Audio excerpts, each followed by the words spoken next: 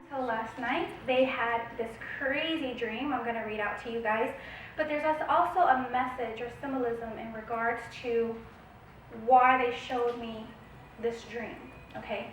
I have to say that there is going to be some uncomfortable domestic violence type stuff in it, okay?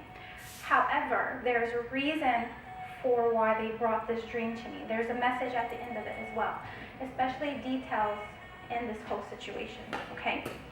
So if some of you guys are a little bit sensitive, I'm sorry ahead of time, but don't worry, we're going to clear that energy, and we're going to raise it up, okay?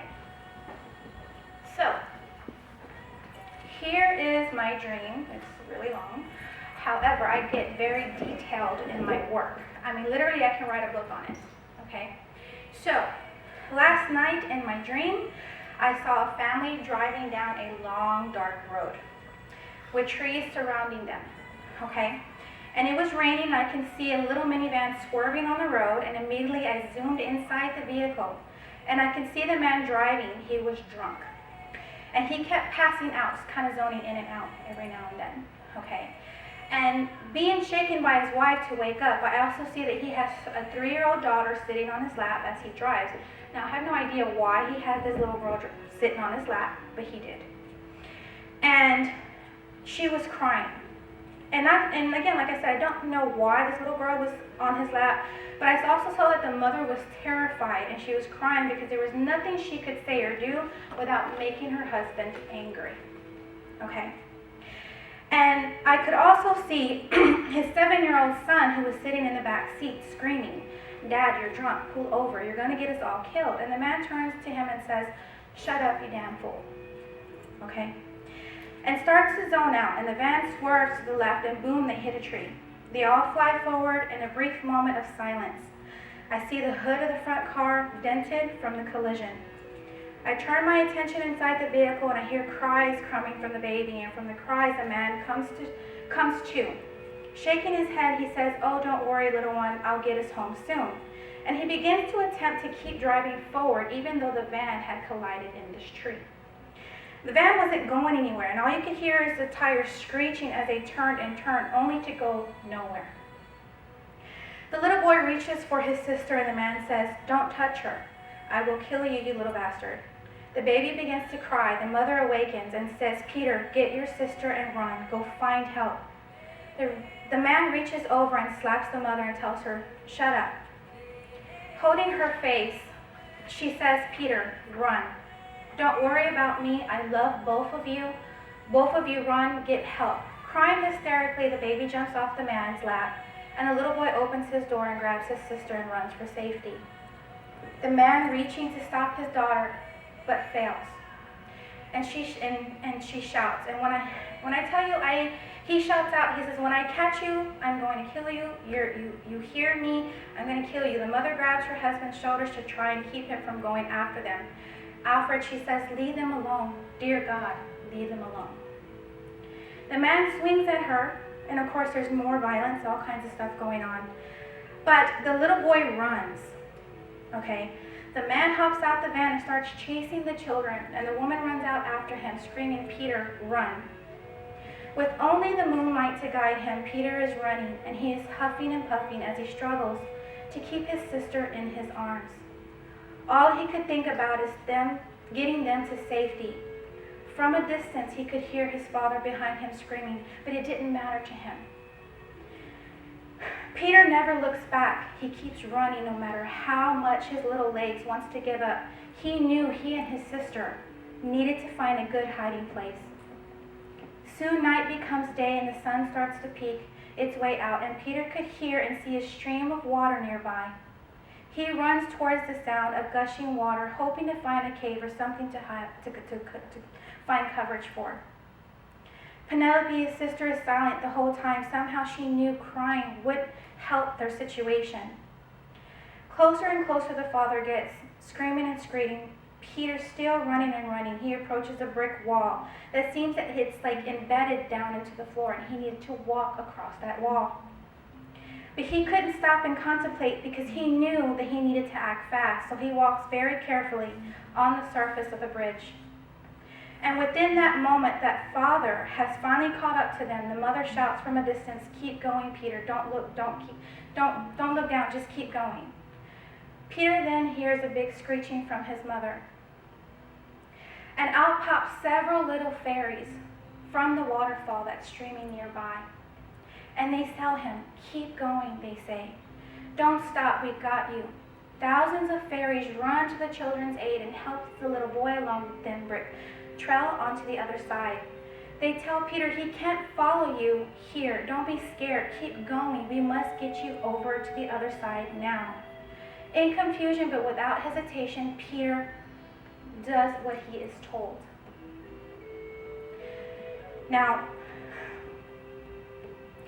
from the corner of this man's eye, a woman in white comes to help save the woman and the children as well, to protect them. Now,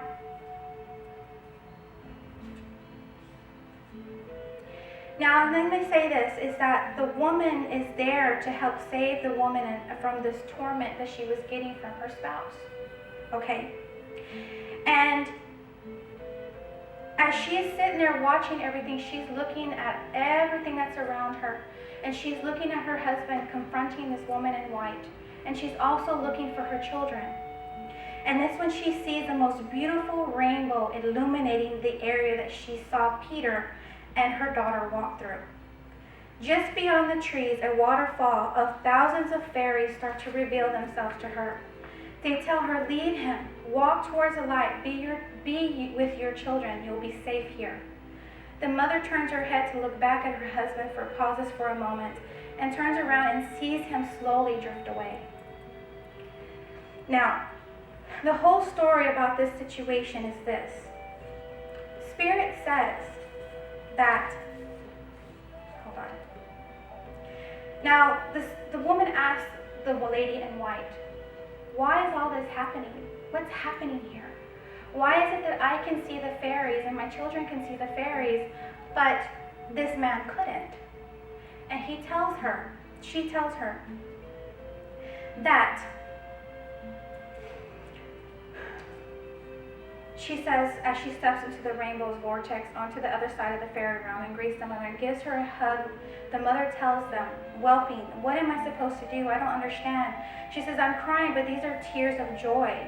For finally she is at peace with herself and her children, no longer chained and bound by a man with such a black heart. The woman in white tells her to give the fairies sweets in gratitude for their assistance. The mother reaches into her jacket pocket and pulls out some sweets, some licorice, because she says that they love them, okay? Now, as soon as she does that, a swarm of 2 fairies come riding on beautiful red, green, and yellow hummingbirds, approach the woman and tell her, "Follow me." They lead her to her children, where she finds them safe and sound, playing in the fairy garden with the other animals of the forest. The mother turns to the woman in white and again asks, "How?" The woman explains that the fairies hate to see ugliness of man.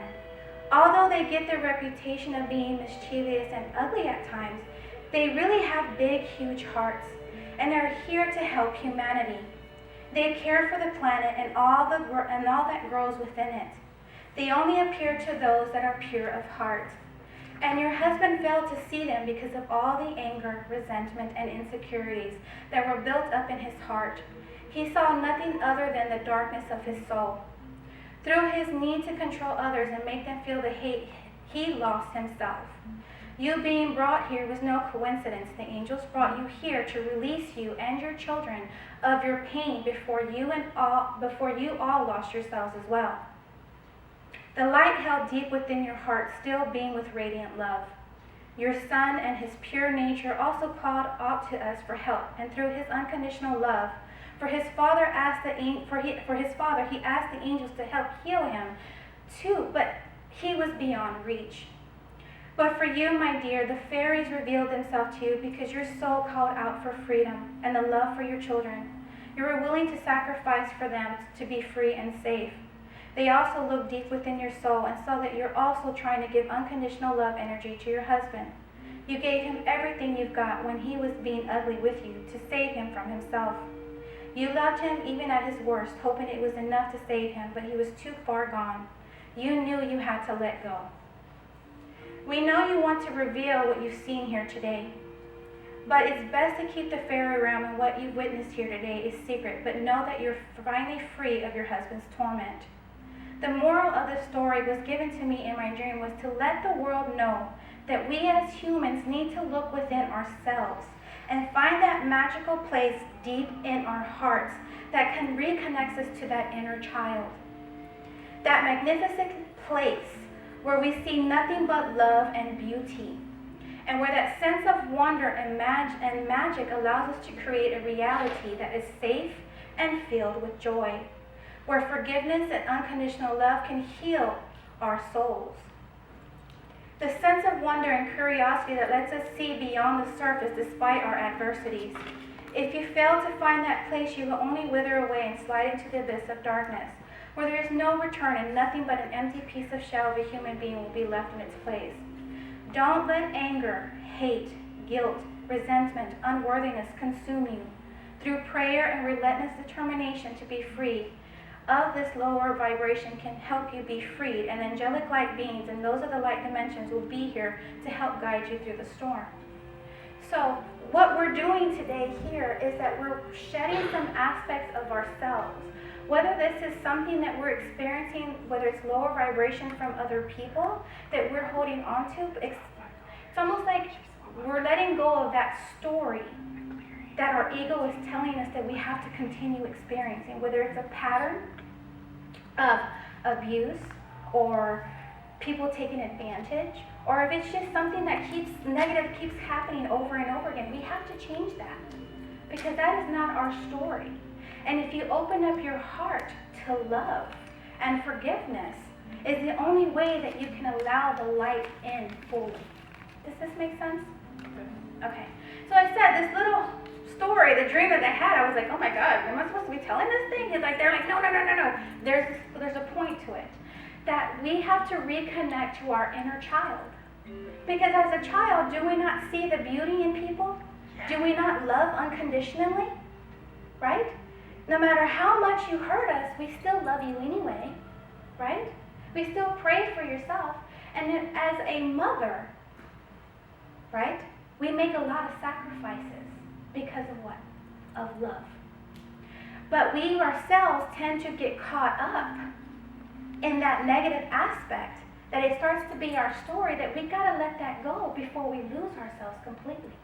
You see people that are always bitter and angry and they shed themselves, they go and they hide. I don't want to go into the world, it's just too dangerous.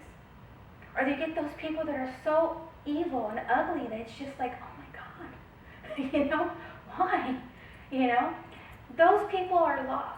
But Spirit's saying is that we have to shed that aspect today. And the fairies are here to help us reconnect to our inner child. Okay? Now I want you guys to know that Jesus is going to be here today along with other people as well that are going to be here. But he says you got to save me for last. Okay? Yeah. So again, we have been shedding the ego, or the dark night of the soul, since September 16th.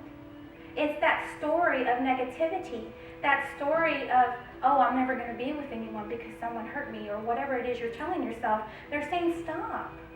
It's time to reconnect yourself to that wonder, that sense of wonder and magic, knowing that you can manifest whatever it is that you want into your life.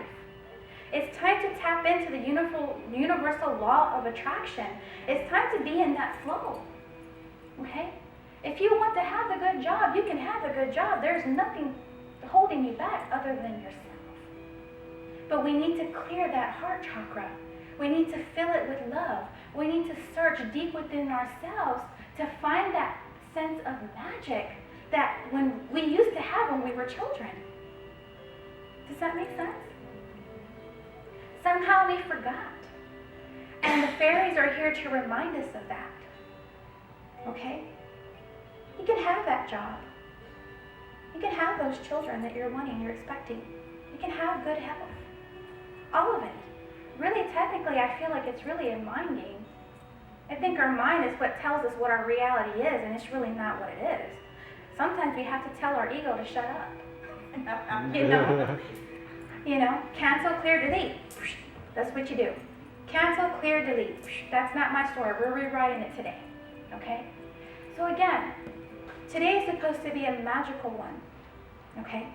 But at the same time, I'm going to tell you, we're going to reach deep within ourselves that we've been afraid to go. That aspect of ourselves that has been holding us back, keeping us from what we want in life.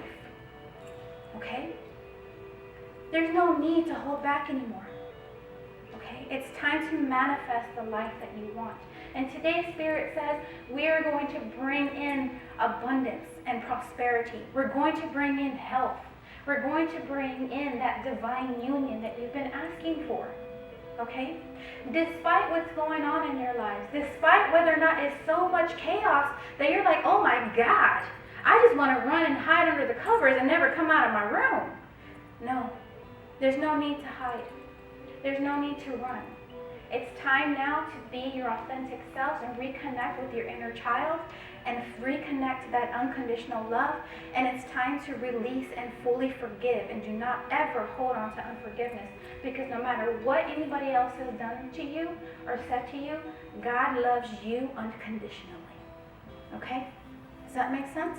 Yes. Okay. So, if everyone can just relax. All right. So, first things first is we're going to have to open up to forgiveness. So right now we're going to do forgiveness and unconditional activation codes today. Okay? So I want everyone to just kind of relax, close your eyes, wiggle your toes and your hands to kind of relax. You coming in for the session? Yeah, I told you guys we had 2 more people coming. So they're coming in just for the right time if they need to. So in the meantime, if y'all guys can just relax, we're going to shed any bad memories. We're going to open up to forgiveness, unconditional love.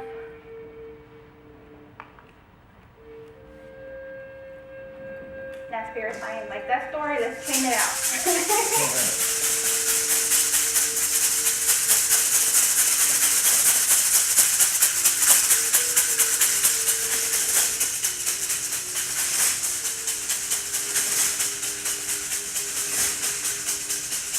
Raising the vibration as we speak.